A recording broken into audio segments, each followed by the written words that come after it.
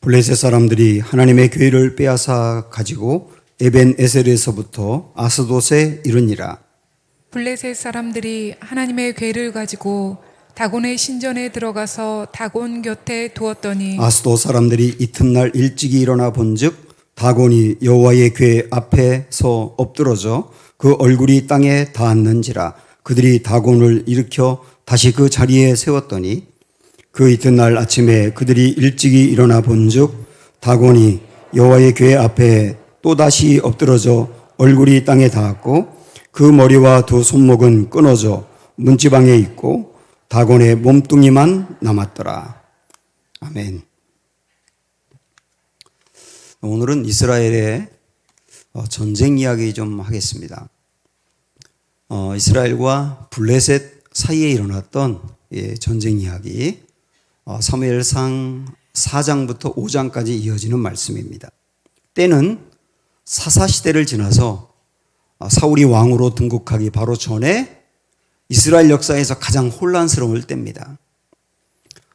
이스라엘 백성들은 하나님을 엉망으로 믿었고요. 신앙이 완전히 영적으로 타락해 있던 때입니다. 하나님의 도움이 끊어졌고 정치적으로나 군사적으로 대단히 힘이 약할 때입니다.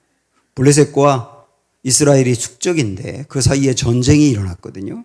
이스라엘 백성들은 법궤를 가지고 전쟁에 가지 않고 법궤를 둔 채로 갑니다. 원래는 법궤를 항상 가지고 전쟁에 갔었는데 이때는 두고 간 거예요. 전쟁에서 대패하게 됩니다. 그리고 블레셋이 이스라엘을 지배하게 되죠. 한참 시간이 흐른 다음에 이스라엘의 지도자들이 모여서 우리 다시 한번 전쟁을 하자. 블레셋에서 벗어나기 위해서, 자유하기 위해서 전쟁을 하자 결정을 합니다. 그런데 1차 전쟁 때 우리가 왜 졌는지를 한번 검토해 보자.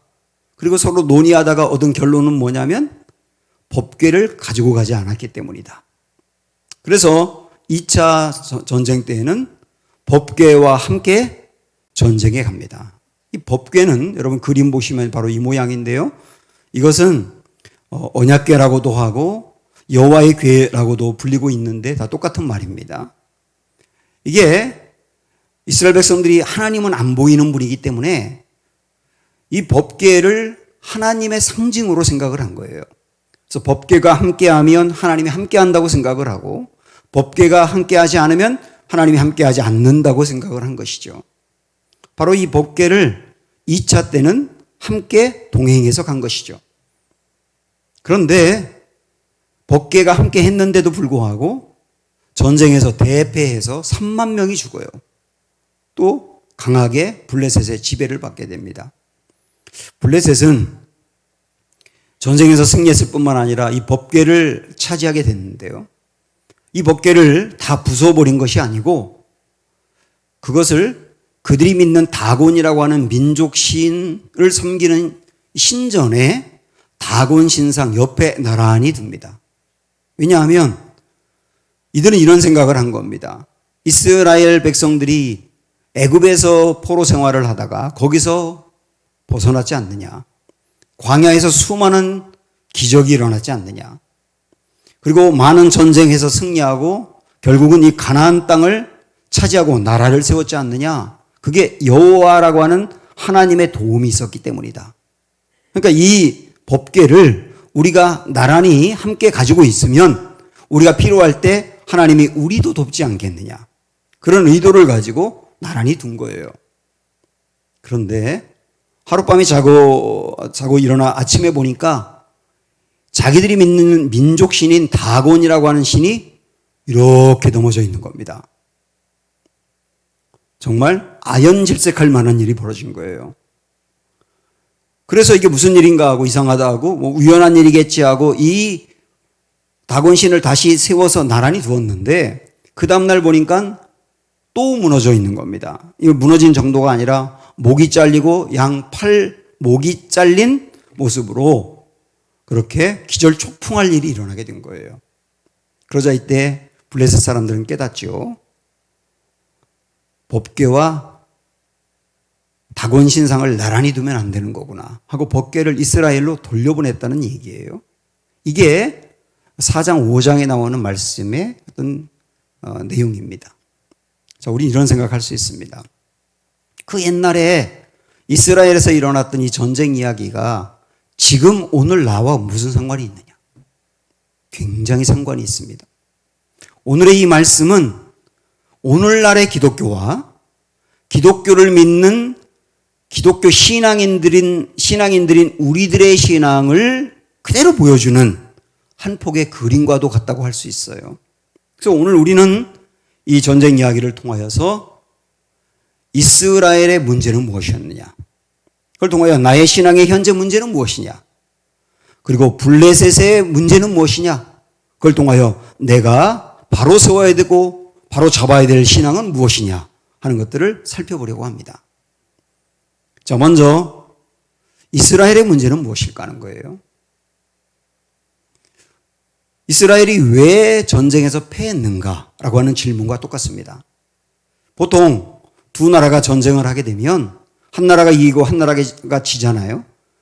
그러면 힘이 있는 나라가 이기고 힘이 약한 나라가 지는 겁니다. 힘이 약해서 지고 있었는데 약했던 힘을 키워서 강건하게 되고 강했던 힘이 약해지면 역전되는 것이죠. 그러니까 이런 걸 생각을 하면서 이스라엘은 왜 블레셋과의 전쟁에서 패했느냐? 이런 질문을 하면 언뜻 이런 생각을 할 수 있어요. 블레셋의 힘이 강했기 때문이다. 블레셋의 힘이 워낙 강해서 이스라엘이 싸움에 진 것이다. 이렇게 생각할 수 있다고요. 진짜 그럴까요? 자, 오늘 이 시대에 기독교를 생각을 해봅니다. 요즘은 기독교가 이 사회에서의 영향력이라든지 평가가 아주 추락해 있습니다. 교인들도 교회에서 떠나가고 있고요. 신방을 가거나 이 주위에 둘러보면 여러분 아파트에 사는 분들은 대번 느낄 텐데 위층, 아래층, 양옆에 있는 집들을 가서 보면 교회를 다닌다고 하는 분들은 거기에 교회 명패가 있지 않습니까? 명패가 현저하게 줄은 것을 볼 거예요. 청라 지역은 깜짝 놀랄 정도로 더 줄어 있습니다. 젊은이들이 잘 안 다닌다는 것이죠. 청년, 청소년, 어린이로 내려갈수록 기독교인들의 숫자는 더 급격히 떨어지고 있습니다. 기독교의 영향력이 상당히 줄어 있는 거거든요. 성도들의 신앙은 어떤가? 교회 예배 출석하는 것도 예전 같지가 않습니다. 교회에서 모임을 갖고 봉사하는 것 그만둔 분들도 많아요. 경건 생활이라고 하는 게 있는데 이건 신앙의 기초 공사로서 대단히 중요한 것들인데 말씀과 가까이 하며 기도 생활하며 또 영적인 독서를 하고 뭐 일기도 쓰고 하는 것 등 자기의 신앙을 일상적인 삶에서 늘 점검하고 키워가는 기초 공사인데 이런 게 완전히 무너진 분들이 얼마나 많은지 몰라요. 전도라든지 해외 선교라든지 고난이 있을 때 그 고난과 돌파해서 싸우며 극복해 나가는 팔팔하게 살아있는 야성이 있는데요. 이 야성이 무너져 있는 경우가 너무나 많아요. 기독교인들의 신앙은 상당한 균열이 생겼고 목회자도 다를 바 없습니다. 그럼 여기서 우리는 물어야 되겠죠. 왜 이렇게 우리는 세상 사이에서 약해져 있는가? 세상이 강해서 그런가? 예, 그런 것 같기도 합니다. 왜냐하면 지금 이 시대의 문화가 있지 않습니까? 이 시대의 문화는 기본적으로 반기독교 정서가 너무 강해요. 그 반기독교 정서가 강한 문화가 매스미디어를 타고 급속도로 퍼져나가고 있다 보니까 그런 영향을 받는 사람들이 교회에서 멀어지고 기독교 이 신앙에서 멀어지는 거거든요. 그런 영향이 분명히 있습니다. 그래서 그런지 이전에는 본인이 교회를 다니지 않아도 아이들이 교회를 가면 너 교회 가. 교회 가면 좋은 거 배우고 착하게 사니까 교회 가. 이랬는데 지금은 부모들이 애들이 교회 가는 것을 막거든요. 교회 가지 말라고. 교회를 나쁜 것으로 이해하고 있는 것 같아요. 오늘날의 철학과 학문과 과학과 정치 행태가 반기독교적인 정서를 더 부추기고 있습니다. 확실히 이 세상이 기독교를 공격하는 이 세상이 상당히 강해진 건 사실이에요. 그러면 이 세상이 강해져서 예전보다 훨씬 더 강해서 기독교가 쇠락하고 있고 기독교 신앙이 무너져가고 있는가? 정말로 그런가? 어떻게 생각하세요? 우리를 공격하는 세상이 강해서 그렇다. 새빨간 거짓말이에요. 우리를 공격하는 세상이 강해서가 아닙니다. 우리가 약해졌기 때문입니다. 이스라엘이 약해진 것이 문제지 블레셋이 강해진 게 문제가 아니라고요. 굉장히 중요한 문제예요. 지난주에 저는 튀르키예 카파도키아 다녀오고 난 다음에 여러분에게 이런 말씀을 드렸죠. 거기에 동굴을 파고 수십 년 동안 그 속에 살면서 신앙생활한 그리스도인들. 그들이 손으로 그 굴을 다 파내고 거기 들어가서 처절하게 산 거거든요. 처절하게. 오직 이유는 신앙 지키겠다. 그리고 이 신앙 다음 세대에게 물려주겠다. 그거 하나로 거기서 버틴 거거든요. 결국은 그들의 신앙은 무너지지 않았고 승리했습니다. 그러면 그때 당시에 가파도키아의 그리스도인들이 살고 있는 그때 당시에 세상의 힘이 약했기 때문이냐? 아니요. 그 어느 때보다도 그리스도인들을 박해하는 세상의 힘은 강한 때였어요. 예수 믿는다고 하면 직장을 잃는 것은 기본이고 가정에서 쫓겨나기도 하고 더 심한 경우는 원형 경기장에서 사자들의 밥이 되어야 됐어요. 검투사들이 휘두르는 칼날에 속절없이 목이 베어지며 죽어간 사람들이 한둘이 아닙니다. 그때 당시에 예수님을 믿는다는 것은 곧 죽음이었거든요. 얼마나 세상이 강합니까? 그리스도를 대적하는 세상이 얼마나 강하냐고요. 그런데 그때도 기독교인들은 승리했어요. 왜요? 강한 세상보다 그리스도인들이 더 강했기 때문이죠. 결국은 기독교 신앙을 방해하고 공격하는 세상의 힘은 약할 데가 없었습니다. 언제나 강했습니다. 문제는 뭐냐? 성도들이 약해져 있는 거예요. 기독교가 약해져 있는 거예요. 왜 약해졌을까요? 이스라엘 사람들이 보였던 모습에서 그 이유를 찾을 수 있습니다. 왜 약해졌느냐? 아까 말씀드렸죠? 전쟁에 나가는데 법궤와 함께 하지 않았다고요. 이때 당시에는 하나님을 완전히 버린 것은 아니었지만 아주 과격하게 말하면 하나님을 뒷방 늙은이 취급했어요. 하나님을 뒷방에 두고 하나님에게 관심이 별로 없어요. 그리고 법궤 없이 전쟁에 나간 것은 우리의 힘으로 하나님이 없이도 우리들의 힘으로 얼마든지 이길 수 있어. 하나님의 도움이 없이도 우리의 힘으로 얼마든지 잘 살 수 있어. 그걸 표현한 거예요. 법궤 없이 나갔다고 하는 것은.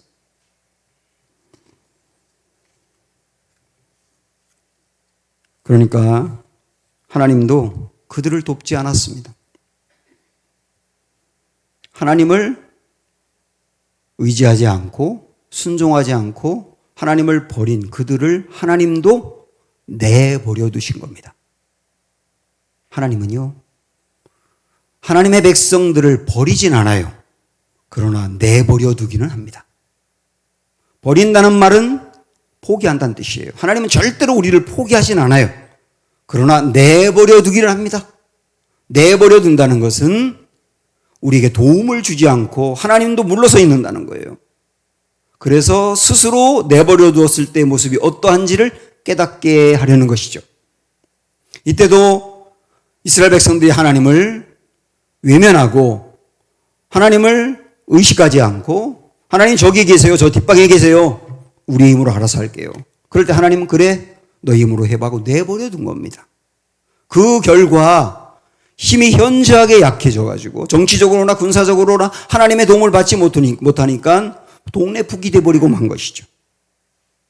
결국은 여기서 우리는 우리의 신앙이 왜 약해지느냐, 우리의 삶이 왜 강건하지 않느냐를 분명히 알 수 있어요. 오늘 말씀의 제목을 놓고 생각한다면 하나님과의 거리가 멀어졌기 때문이라는 거예요. 하나님과의 거리가 멀어졌기 때문이다.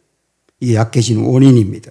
하나님을 인정해야 되는데 내가 연약하니까 하나님을 인정하고 하나님을 의존해야 되고 하나님을 받아들이고 나아가야 되는데 하나님과 거리가 멀어졌다. 사랑하는 여러분, 하나님과의 거리를 좁혀야 합니다.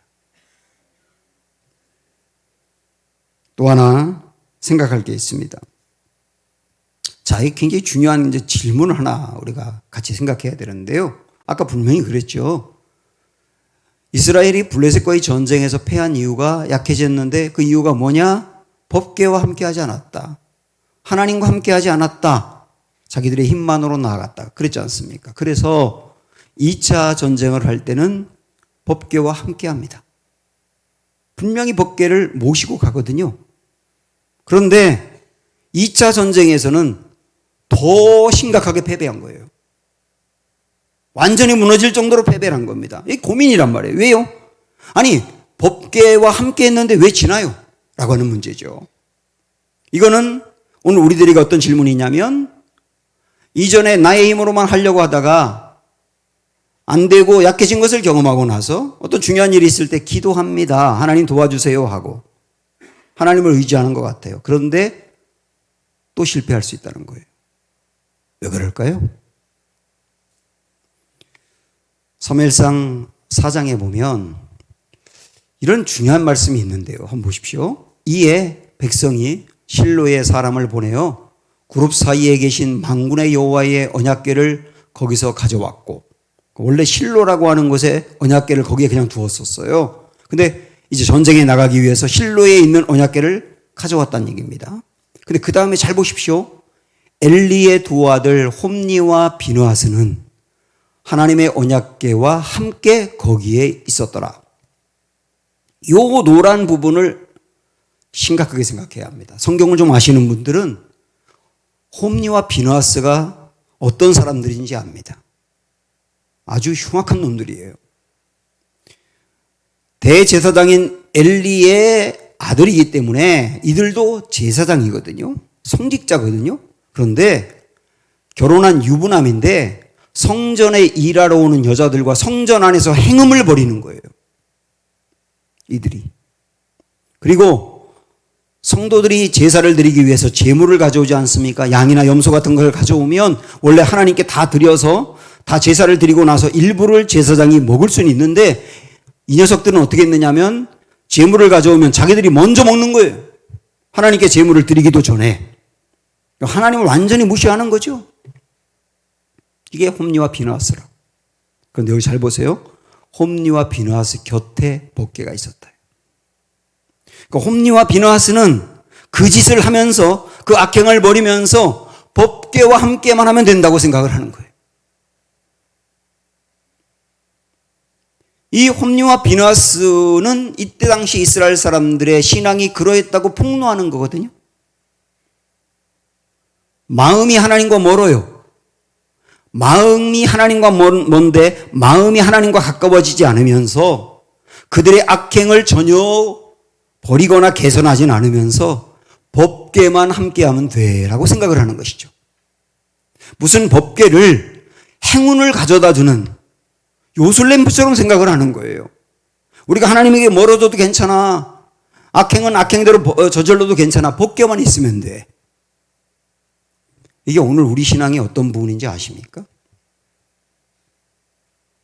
여전히 마음은 하나님에게서 멀리 있어요. 우리의 삶이 개선이 안 돼요. 그런데 필요할 때 하나님께 기도하면, 평소엔 완전히 멀리 두었다가 필요할 때 기도하면 하나님은 얼른 우리를 도와주는, 열려라 참게 하는 식으로 도와준다고 생각을 하는 거예요. 그리고 도움을 받으면 하나님을 또다시 버립니다. 또 어려운 일이 있을 때 서랍 속에 있는 오래된 물건을 꺼내듯 하나님께 또다시 도와달라 그래요. 그러면 하나님이 도와줄 거라고 생각하는 거예요. 이게 이때 당시에 이스라엘의 신앙이었다고요. 법궤만 함께 한다고 되는 게 아니라는 거예요. 마음이 가까워져야 된다. 하나님께로 가까이 와야 한다. 하나님을 알고 하나님을 의지하고 하나님께 순종하고 하나님을 사랑하고 하나님과 거리가 좁혀져 가까워져야 된다. 그게 진짜 법궤를 모시는 것이다 라고 하는 것을 우리에게 보여주는 것이죠. 자, 그러면 지금까지는 이스라엘 백성들의 문제가 무엇인지를 살펴보았죠. 이제는 블레셋 사람들의 문제가 무엇인지를 보아야 합니다. 이것도 우리의 신앙의 문제거든요. 그들의 문제는 뭘까요? 법궤를 그들이 믿는 다곤 신상과 나란히 둔 겁니다.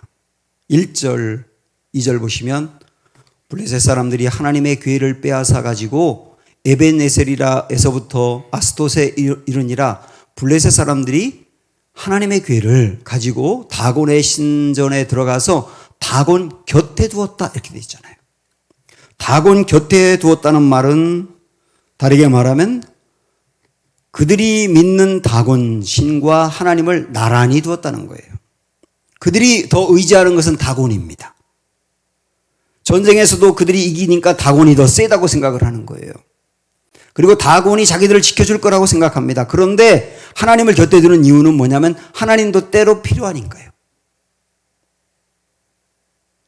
이것은 우리들도 진짜 나를 지켜주고 나에게 행복을 줄 거라고 생각하는 다곤이 있다는 얘기거든요.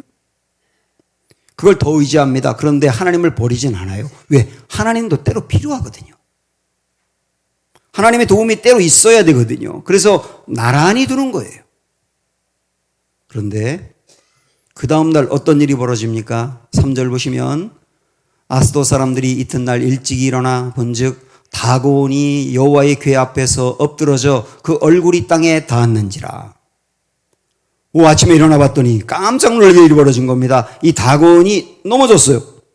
어디 쪽으로 넘어졌냐면 법궤 쪽으로 이렇게 넘어진 겁니다. 그리고 얼굴이 땅에 닿았다. 누가 넘어뜨린 겁니까? 다곤 신상 스스로 넘어진 겁니까? 우연히? 아니죠. 하나님이 넘어뜨린 게 분명한 것이죠. 참 이 그림을 잘 보면 다곤이 넘어졌는데 법궤가 있는 쪽, 다시 말하면 하나님이 있는 쪽으로 넘어져서 얼굴이 땅에 닿았다고요. 마치 이렇게 엎드려 경배하는 것처럼. 여기서 명백하게 하나님 말씀하시는 게 있어요. 다곤은 무너진다. 하나님과 나란히 두는 것은 무너진다. 하나님과 동등하게 나를 지켜줄 거라고 생각을 하면서 의지하는 거 그거 결국 무너진다. 하나님 아주 웅변적으로 말씀하는 거라고요. 그런데도 사람들은 금방 깨닫지 못합니다. 이 블레셋 사람들도 다곤이 넘어졌을 때 우연한 일이겠지, 사고겠지라고 생각을 하면서 그 다음 한번 보세요. 어떻게 했는지. 그들이 다곤을 일으켰어요. 그 다음에 어떻게 했느냐면 다시 그 자리에 세웠다 그랬어요. 똑같이 여호와와 나란히 세웠다는 얘기죠. 무너지고 난 다음에도 또다시 하나님과 나란히 세웠다는 거예요. 그런데 그 다음 어떻게 됩니까? 그 이튿날 아침에 그들이 일찍 일어나 본즉 다곤이 여호와의 궤 앞에서 또다시 엎드러져 이번엔 어떻게 됐냐면 얼굴이 땅에 닿았을 뿐만 아니라 그 머리와 두 손목은 끊어져 문지방에 있고 다곤의 몸뚱이만 남았더라. 여러분, 여기 몸뚱이만 남았다라를 잘 주목해 보십시오.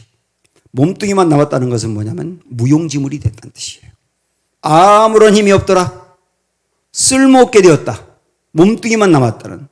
우리 주님이 명백히 말씀하는 것이죠. 하나님과 나란히 두는 다곤, 그거 무너지고 나중에는 무용지물이 되며 나에게 하등의 도움이 되지 못할 것이라는 겁니다.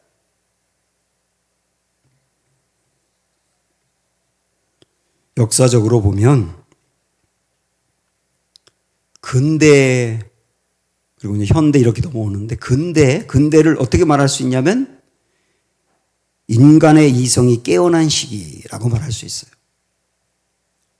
더 구체적으로 말씀드리면 사람들이 깨어나게 된 겁니다. 이 생각이 깨어나서 어떻게 됐느냐면 인간의 힘이 위대해.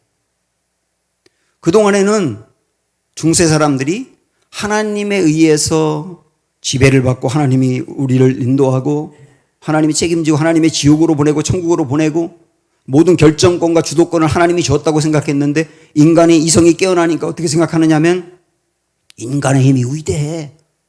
그래서 하나님을 제쳐두고 인간의 힘으로 얼마든지 이 세상을 아름답고 평화로운 유토피아로 만들 수 있어. 우리 한번 그거 해보자. 그게 근대라고.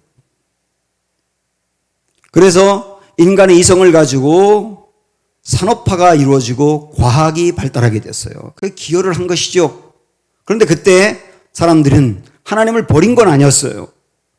다만 인간이라고 하는 다곤과 하나님을 나란히 둔 겁니다.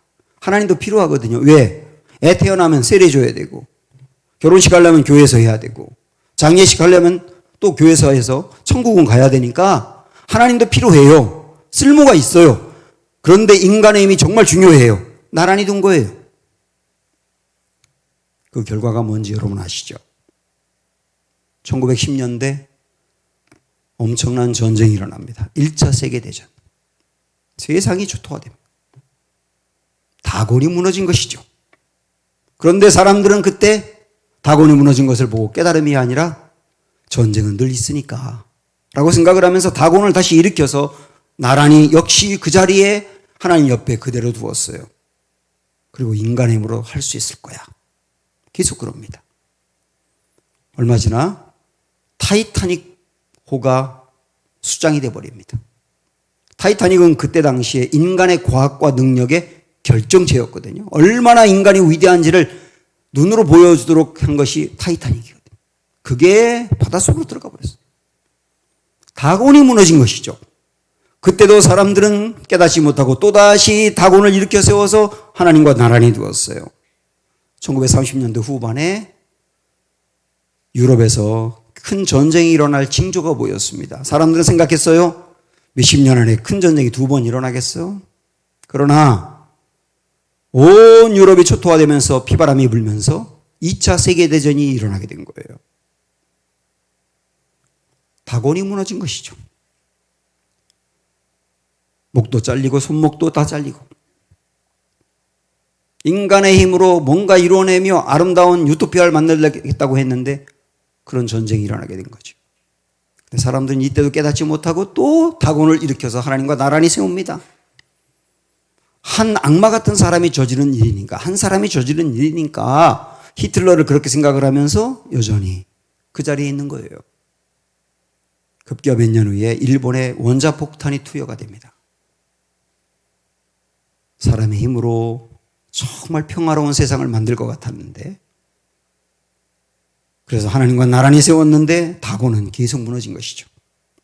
지금도 깨닫지 못하고 계속 다곤을 의지하며 하나님 옆에 세워두고 있는 게 이 세상의 현실이지 않습니까?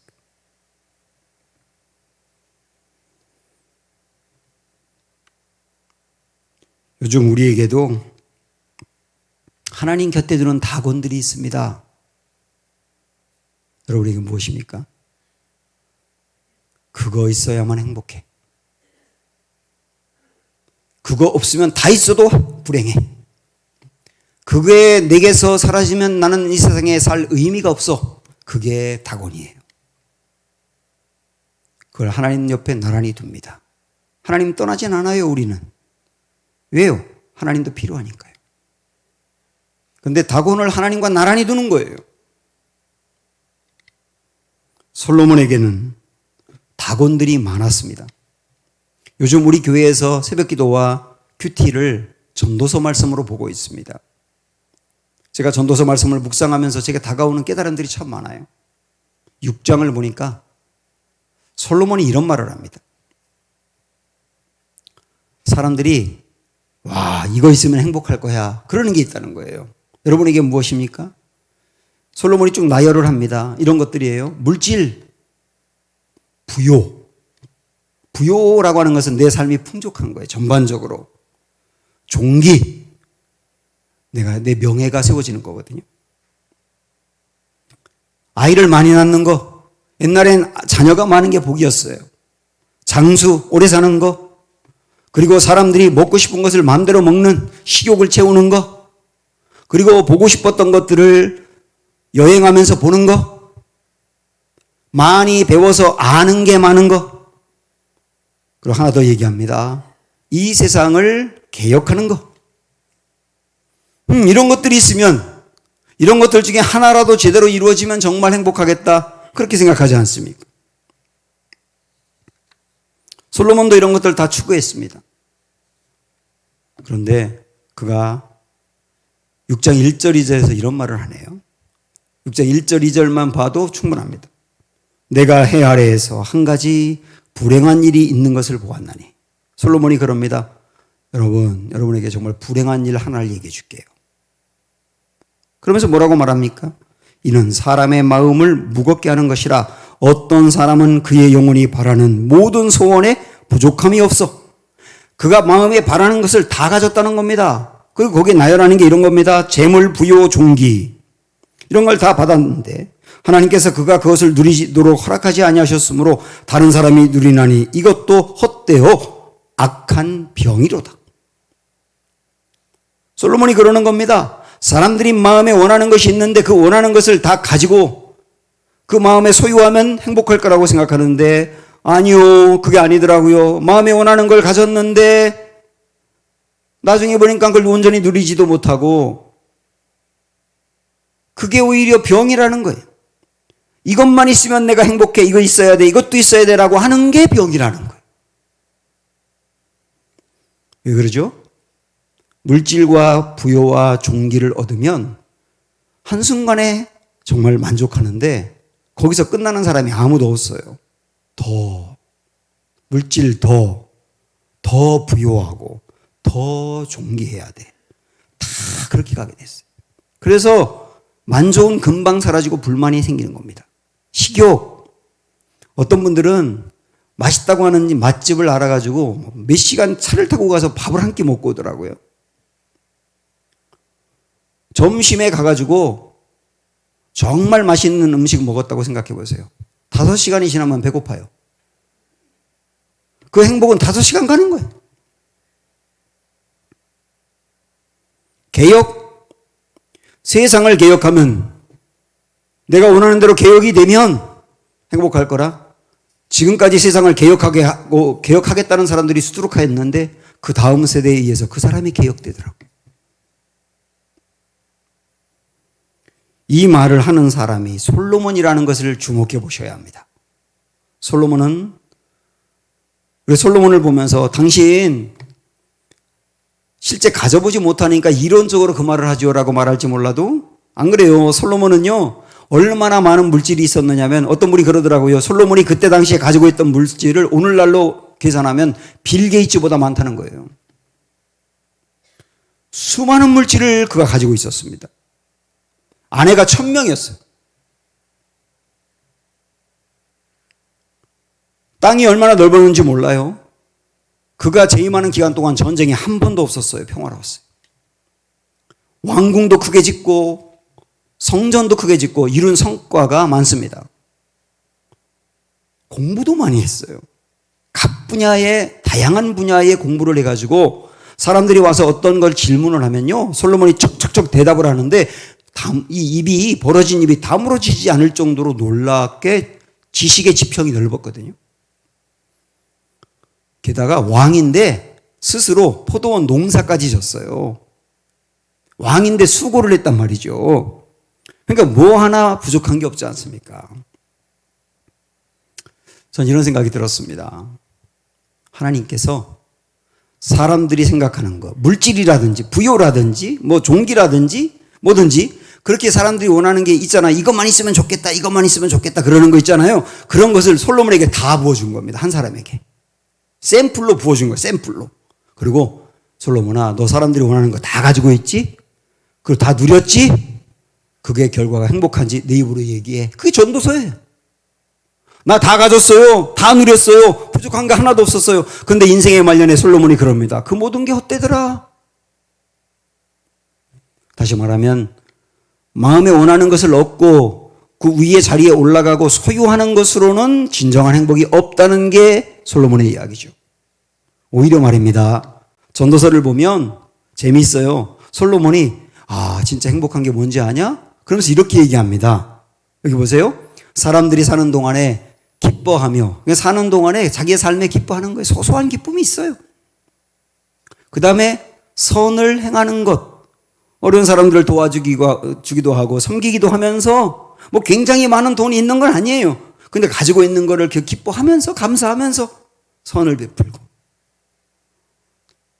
그보다 더 나은 것이 없는 줄을 내가 알았다 그러잖아요. 이걸 저는 소소한 기쁨이라고 말씀드리고 싶어요. 소소한 기쁨.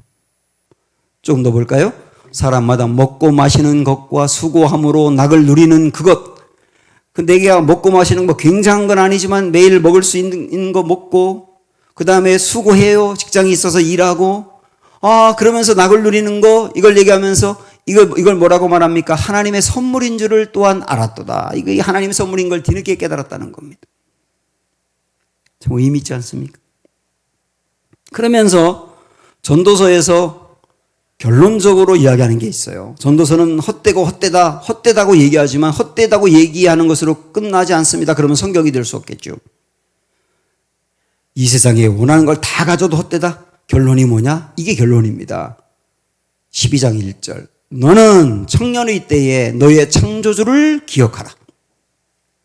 청년의 때라고 하는 말은 단지 젊은 청년만을 말하는 게 아니라 최대한 일찍 그런 얘기죠. 최대한 일찍 창조주인 하나님을 기억하라. 최대한 일찍, 늦지 않게 지금이라도 하나님을 깨달아라. 하나님을 알고 하나님과 교제하고 하나님을 의지하고 하나님께 순종하고 하나님과 함께 가는 삶이 진짜 행복이라는 것을 지금이라도 깨달아라. 이런 말씀이지 않습니까? 사랑하는 여러분, 우리 곁에 있는 다곤들 무너집니다. 절대로 하나님과 나란히 두지 마십시오. 하나님을 무너뜨리기 전에 내가 먼저 무너뜨려 하나님을 경배하면 얼마나 좋겠습니까? 하나님과의 멀어진 거리 좁히십시오. 하나님과 가까이함이 그의 힘이니라.